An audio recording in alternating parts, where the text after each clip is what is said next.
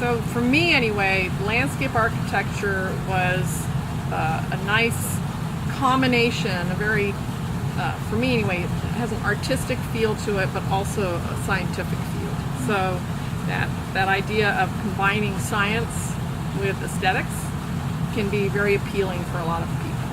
So all of my work has to do with plants on some level. So some of that work has to do with more natural areas. More recently, a lot of that work has to do with areas what I would consider either semi-natural or urban areas, and specifically looking at how we bring low water use plants, native plants, into urban environments.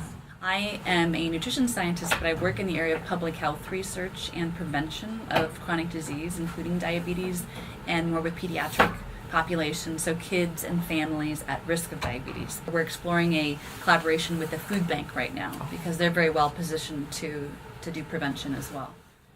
I'm Dr. Gene Giacomelli, and I'm a professor in the Agricultural and Biosystems Engineering Department, and I'm the director of the Controlled Environment Agriculture Center at the University of Arizona. This is a great opportunity for education and for knowledge and for developing interest in where our food comes from and how it's grown. It's right in the center, the heart of the campus. It will be eaten by people in that building. So we're trying to figure out ways to combine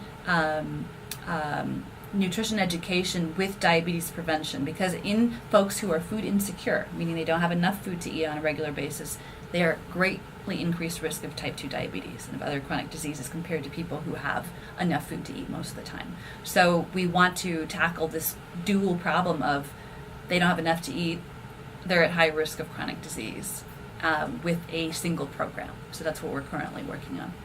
We have a great controlled environment ag program here at University of Arizona. Gene Giacomelli runs that project up at the Campbell Farm, and they're doing some very cutting edge stuff with growing under circumstances, controlled circumstances. Most of our work is with greenhouses here on Earth, but NASA has great interest in feeding astronauts on other planets. A greenhouse with a controlled environment using hydroponics is being put together to demonstrate the biology, or I'll say the functioning of the systems here on Earth, to show that you can produce vegetable crops. Those crops will also provide you with oxygen because they'll consume the carbon dioxide from the astronauts. And they will also provide you with fresh water.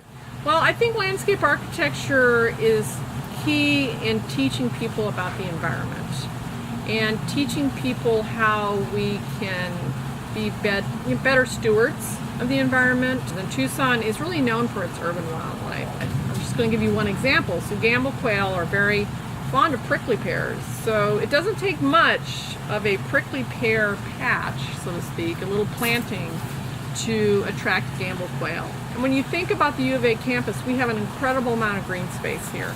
So we already attract quite a few species on campus, but we could always do better. And the easiest way to do better, more native species. In hydroponic systems, you provide water, which has nutrients dissolved in it, to the root zone of the plant. In doing that, you can provide precise amounts, therefore saving the amount of water you need, particularly in water scarce conditions on other planets, and by the way, here on Earth too, like in the desert Southwest. But also, any excess water that the plant does not use can be collected and recycled.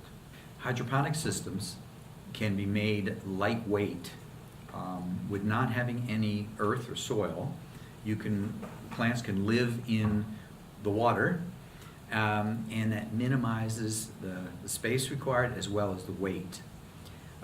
In the process on the rooftop, there are specific hydroponic systems which we have developed and have been used commercially for many years. For example, there's the nutrient film technique, and that is where there's a row of plants that are grown in a lightweight trough and a small amount of water flows over the roots in the bottom of the trough. So it's lightweight. It also makes it portable. It also makes it easy for transplant and for harvest. So the rooftop garden then could really take advantage of hydroponics, and particularly if they are put in a greenhouse, then they can be utilized within climate control throughout the year if that's desired. There's a lot of opportunity for nutrition students in a project like this. So I think this project is great.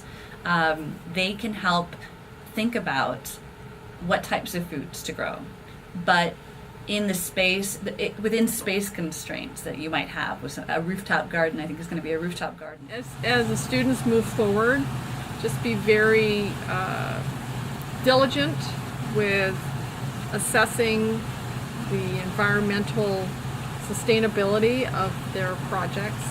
You know, look at the water use needed, look at the labor costs or labor needed to manage those spaces, and just pay very close attention to the microclimate up there, and what kind of conditions they're going to be dealing with. One of my hopes of this contest is that as people begin to seriously think about how they're going to design and make their production system work, that they are forced into the reality of the situation. This would be good demonstrations to show people, but the challenges, particularly for a startup situation like this, keep it simple, learn from that simplicity, and demonstrate it so that it brings in a lot more other people who want to do this in the future.